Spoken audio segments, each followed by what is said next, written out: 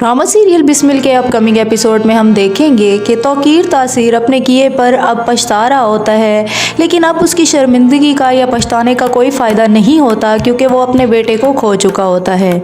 उसकी बीवी रिहाम उसे ये कहती है कि अब तुम्हारा इस घर में या इस कमरे में कुछ भी नहीं रहा, क्योंकि जो भी कुछ था वो मैं अपने बेटे के साथ ही दफन कर आई हूँ। अब तुम्हारा होना ना होना मेरे लिए कोई मायने नहीं रखता। तौकीर तासीर ये कहता है कि जिसने अपने ख्वाबों को अपनी आंखों के सामने जवान होता देखा हो और फिर उसको अपने हाथों से ही दफन करके आए तो उसे नींद नहीं आती। वो मासूमा को डाइवोर्स भेज देता है, लेकिन क्योंकि मासूमा उसके बच्चे की मां बनने वाली होती है इसलिए वो उस डाइवोर्स को वापस उसके पास भेज देती है और उसे ये न्यूज़ देती है कि वो बाप बनने वाला है।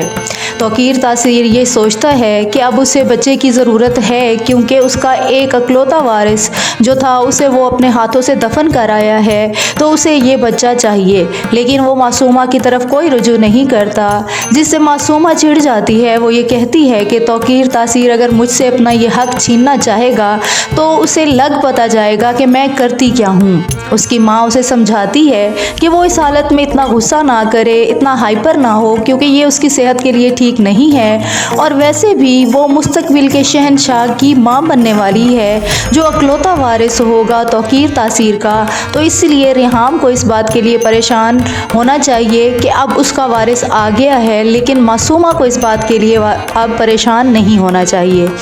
अब देखना यह है कि क्या तौकीर तासीर वापस से मासूमा को अपना लेता है और अपने बेटे मूसा को भूल के दोबारा अपनी ज़िंदगी जी पाता है, या फिर उसको अपने किए का पछतावा इतना होता है कि वो कभी भी मासूमा की तरफ पलट कर नहीं देखेगा। मज़ीद अपडेट्स के लिए देखते रहिए showbiz world and don't forget to like and share the video.